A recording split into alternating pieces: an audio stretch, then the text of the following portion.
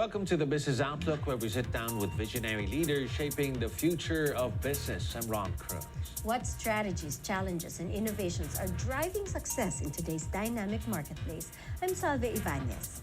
She's the first female president of the Chamber of Automotive Manufacturers of the Philippines. Now, she's set to drive change as the first woman to lead the Federation of Philippine Industries. Let's talk to her about what this new role means and her thoughts on where Philippine industry is headed. Welcome to the show, Beth Lee. Thank you for Hi, being Beth. here. I'm so happy to be here. Nice to see you, Salve, Ron. I'm so excited to ask you this question because more than perhaps any other executive in the Philippines, you've broken so many glass ceilings.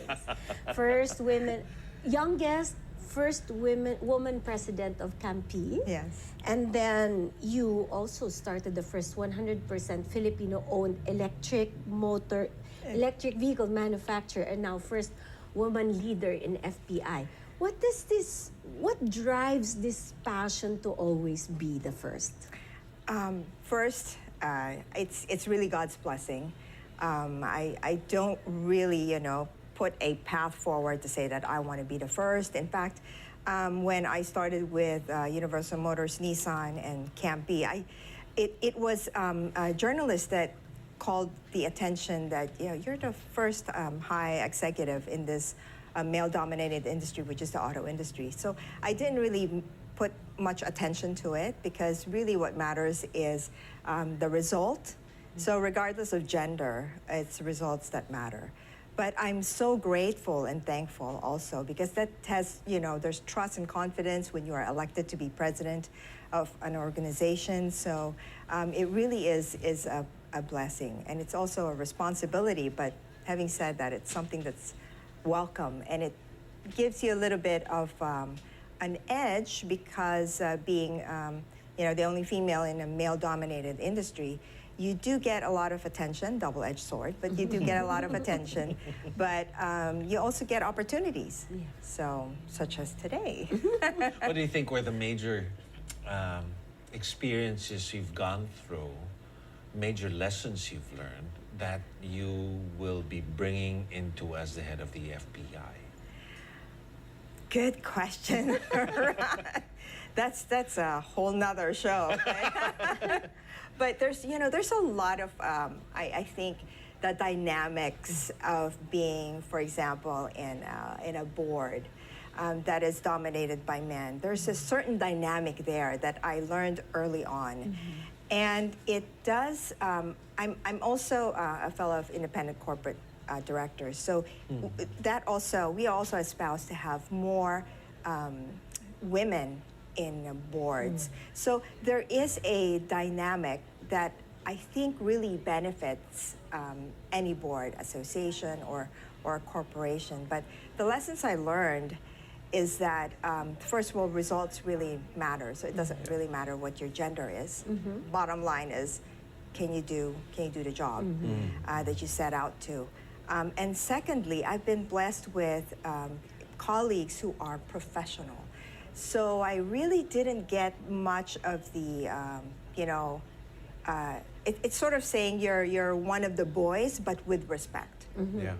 So that has been a blessing for me in the boards that I sit on, in the associations that I lead, and also here with FPI, which is now a larger association. 34 industries, more than 200 corporations, right? Well, Federation of Philippine Industries is the country's largest and most diverse alliance of manufacturers and producers in the country. So it unites over 30 industry associations, over 100 corporate companies, from agriculture to food to cement, metals, steel, power, paper, plastics, cars, trucks, batteries, and beyond. So I guess you can say that our products feed, build, and power our nation. That's amazing. I like how you're leaning into, okay, gender is not an issue here. that you're not shining a spotlight on. Ron and I always talk about this when, for example, we read the news and we say, woman starts this kind of business. Right. And we're saying, that's not the point. The point is that this woman is great in this kind of work, right? Right. And I like how you're leaning into that. But also at the same time, in terms of the path of your career trajectory, you didn't just change corporate ladders. You jumped right out of Universal Motors, a 12-year career there, and started your own company in an industry that was changing also significantly. Can you tell me a bit more about what that internal conversation was like when you were leaving Universal Motors? You had an offer from the past administration to head a very interesting agency, and you told me earlier that was sort of a crossroads for you. Yeah, it's the career path is of what I actually went through isn't something that was planned. That's why I think it really is God's blessing. There is like a divine hand in it. Even when I started automotive, I started with SGV Consulting, and my first client was in the automotive industry. So it kind of fell into place. But being in Universal Motors as COO on the latter part of my career there with Nissan, then moving to putting up a social enterprise, which is EMOTORS for three-wheeler electric vehicles. In between there was, like you said, Salva, there was a crossroads because I felt like I kind of reached the peak. I'm doing the same thing. And there was this offer from the administration of Pinoy, President Noynoy Aquino, and the head of DOF then was Cesar Purisima, and asked me to consider to become customs commissioner in that administration. At the time when BIR was headed by another woman. Yes, so I mean, the president's idea was, it looks kind of beautiful. He wanted to have two women hold the purse strings of the country. So BIR, Kim Henares, and then DOC with myself. That would have been like, That would have been a good picture. Yeah, my goodness, I might not be here talking to you now. But that was really, it was a shock, and I'm like, where did this come from like left field, you know? But I guess because with Campy, the team, the organization, and all the brands, we were so adamant in this used vehicles importation that was flooding the automotive market, so to the detriment of the local manufacturing industry. And we won a Supreme Court decision that banned the importation of used vehicles into the country. So I think maybe that's the reason why they were thinking that, you know, I might fit that. I did say actually yes, but my mom vetoed that decision. stop that right There's a there. greater power there. But you know, I have kudos to President Noynoy, no, because we met in a restaurant in Makati, and he saw me and my mom. He's quite a gentleman. He approached my mom and he apologized to my mom and said, "I'm sorry for the sleepless nights that I asked your daughter to join my administration." But it was such a good, even that period or that phase in my life and even in my career, it was really good because you tend to see, because I was serious about it, you tend to see what are some of the things that needs to be changed, what are institutionalized that's harder to change. There was a meeting between me and Kim Henares and Cesar Purisima at that wondering time. That would have been a conversation. That's What So- could have been Yes. if she headed that? I would not be here talking to you, Ron. But still connected to that, I want to know your leadership style. I was trying to imagine what it would have been if you were head of that agency, but that leadership aspect that you have, did that come naturally? Do you have a template in running things from the different organizations that you've headed? What is it like to be maybe under or working under Beth Lee? Oh my gosh. I'm, you know, behind every success is a team that made it happen. So there is no one person that can do everything, that's for sure. And my style is collaborative because you cannot do everything yourself. And it's more of like encouragement for the team to do its best. And one of my favorite quotes actually is, you know, in personal life and also in business and career, we are always hit with 100 things. Every day. It doesn't matter. I feel like 1,000. That's 1,000. Yeah. But that's par for the course of life. Yeah. And this, one of my favorite quotes is, you know, every adversity lies within it the seed of an equivalent, if not greater, benefit. So when we look at adversities, it is actually an opportunity for something that may be a positive thing down the line. You may not see it now, but it may be a positive thing down the line.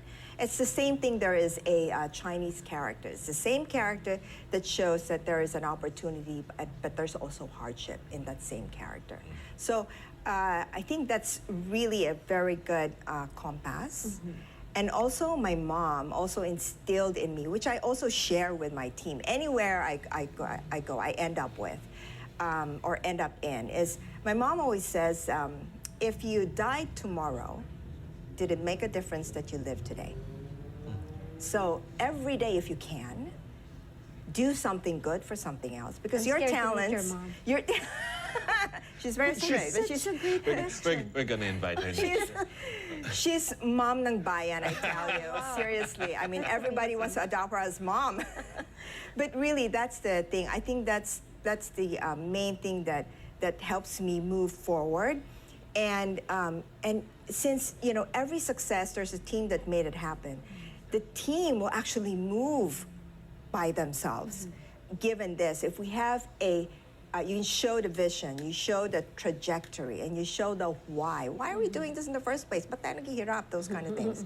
And if they understand that doing this is far bigger than yourself, then you know, the team can move mountains. Beth, I've known you quite a long time, and I feel like it will be remiss to end this first segment of the interview without asking you, because everything you're telling us right now points towards you starting a company that tries to solve three compelling problems: low income, high cost, and high pollution. And Yes. very quickly, is this sort of like your final episode, and you want to grow this and grow the industry as well, and with the voice of FPI, you know, really solve those three problems? Yeah, the reason why we started EMOTORS really is we run it under the principle of meet needs, serve others, and to glorify God.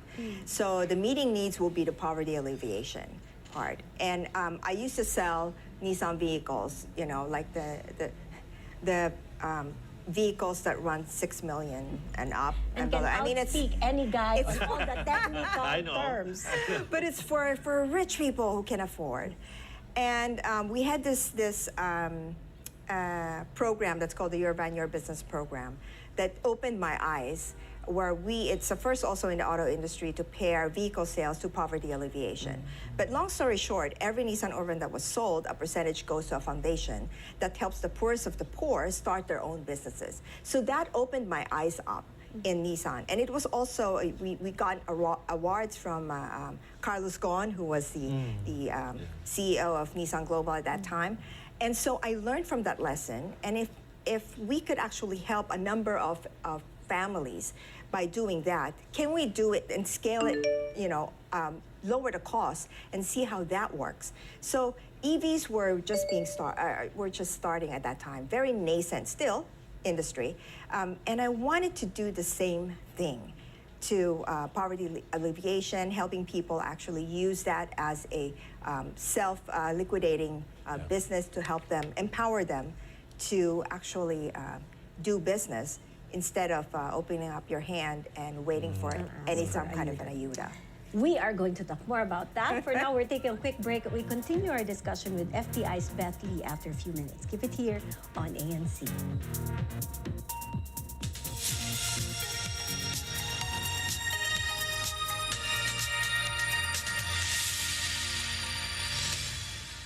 Maulan Charm Fabcon, bagong kumaka-bloom, tanggal amoy kulog sa bango ng charm. Kaya gamit ko, Charm Fabcon with Bloom Fresh technology. Kills 99.9% of kulob-causing bacteria. May aroma burst pa of thousands of flowers and berries. Ang sampay sa loob, no amoy kulob. Bagong kumaka-bloom sa charm. Charm Fabcon. ACS.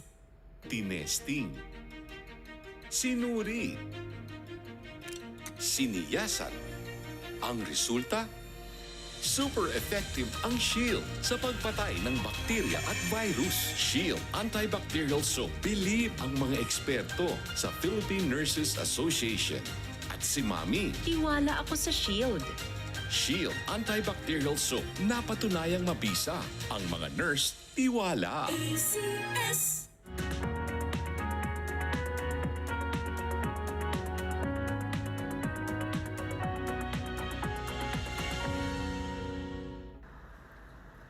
Before each weekday comes to a close, the ABS-CBN News Channel delivers a comprehensive roundup of accurate and timely reports from seasoned journalists who provide context along with insights from reliable experts. Get the news that matters in the Philippines and around the globe from The World Tonight. Anchored by Tony Velasquez and Pia Gutierrez. On our broadcast tonight, catch it weekdays on cable at 9 p.m. in the Philippines and also on the ANC 24/7 YouTube channel and on ANC Prestige.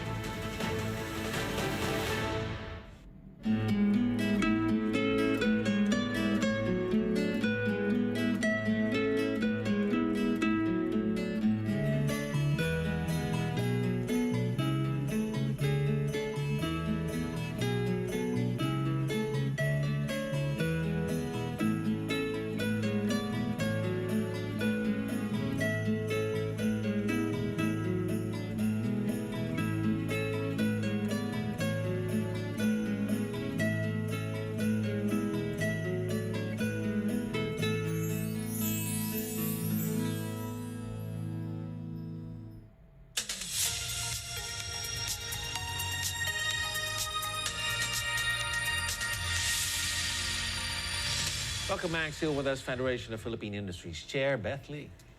Let's talk about what you're walking into first. With FPI, you have many more industries to take care of when before you were just looking after the automotive industry.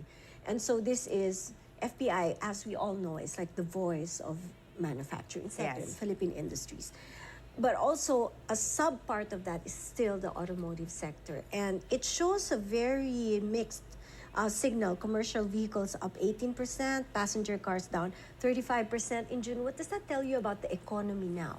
And what do you bring into the conversation as the president, the leader of FPI now? So, car sales is one of the litmus tests for how is the economy doing, because that with car sales are attached the financing. So are people, taking out loans more? Can they afford the monthly amortization on those loans so that I can buy the vehicle that I needed?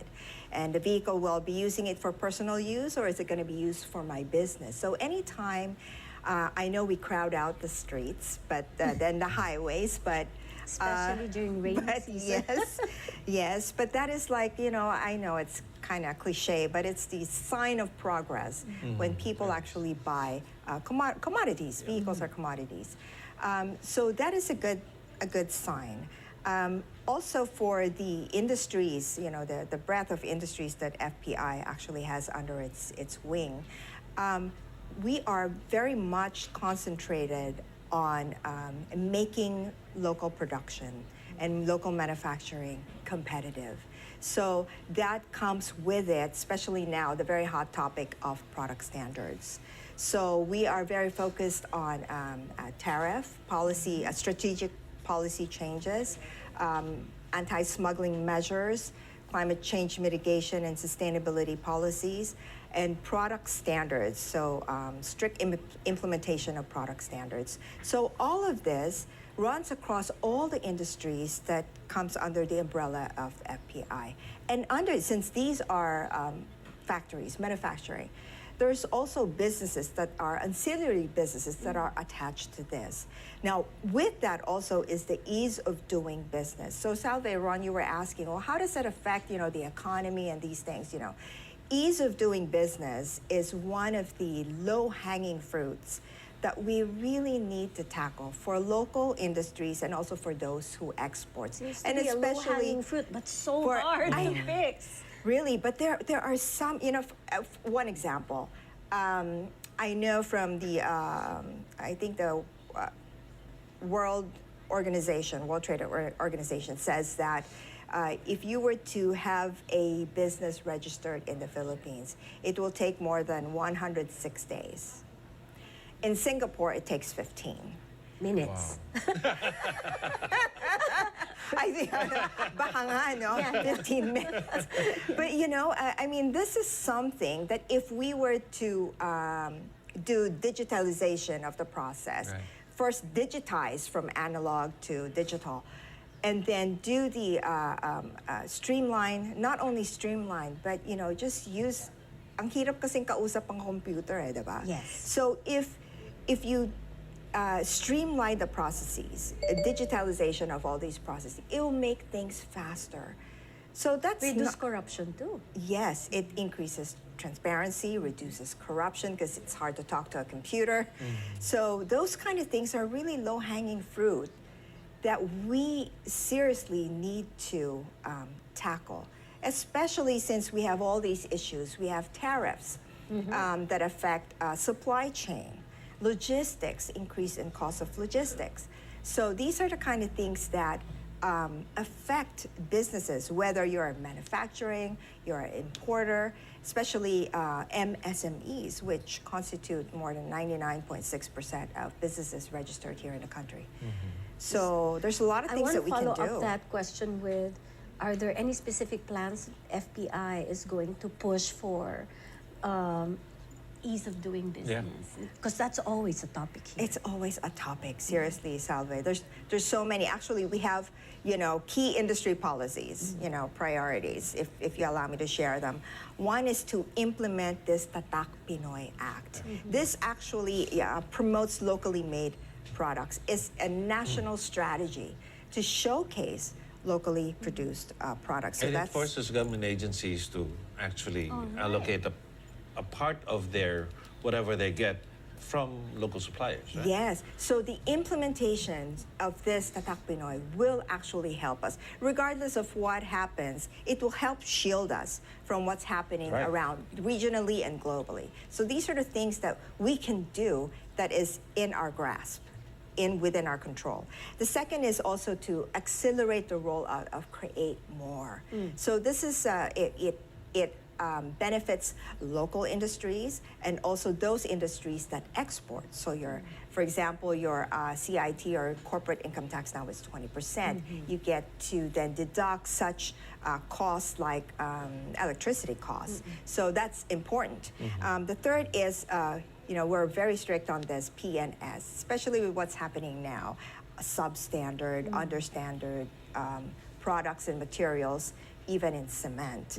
So product standards, strict implementation of product standards from the port and moving forward the supply chain. So not only for local products, we should be compliant, but also for those that are Checking imported. everything that's coming in as well. Yes, we have to check. So it's not only the cost, because sometimes we want to go where there's the least cost. That's right. But then you have to take a look at not only cost but the quality of the purchase. Your P&L now is Yes.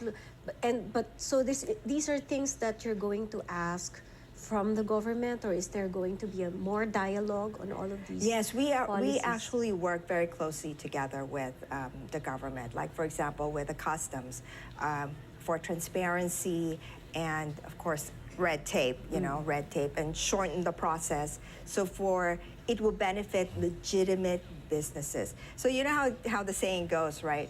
That rules and regulations are for those who follow the rules and regulations. So I mean, it's you know, it's funny, but you know what? It's unfortunately, it really is the reality. So we have beautiful laws, but the implementation of such on all is a bit lacking. So that's why we're trying to have all these policy priorities, because these are the things that we have control of, that we can do to help mitigate the effects of regional and global tariffs and shifts. And these are maybe the easiest things you can do that would have an immediate and big impact. Yes, exactly, precisely. And to Ron's point, if there was one thing that President Marcos can change tomorrow that would benefit industries, what would you ask him to do? Oh my gosh. No, but if there's one thing, if there's one word, corruption. One word. And that cuts clear across whether you're an MSME or a large factory. Businesses are being hit left, right, up, upside down, underneath, from anything, from the BIR. Not everybody, of course. Yeah. There are a lot of good people in our agencies, but it's the few bad apples that actually make the institution, have a bad reputation when it's actually not the case. But corruption, and it's the way to do it is transparency, using electronic invoicing, digitalization of processes. These make things easier, and really some of the bad actors don't really want to be bad actors. So if you close the ecosystems. Yes, and it should not be institutionalized to the extent that we can't now, unravel or, break ourselves from it. Because there are good people in our agencies, and those are the ones that we want to encourage, and those are the ones that help businesses thrive. So when businesses thrive, we have more employment. More employment means people will spend more. Spending more means the economy grows. So we really have to help ourselves. Beth, beautifully said. Thank you so much for joining us today. Thanks, Thank you. Beth. Thanks so much. That's your business outlook. I'm Ron. And I'm Salva Ibanez. Keep it here on ANC.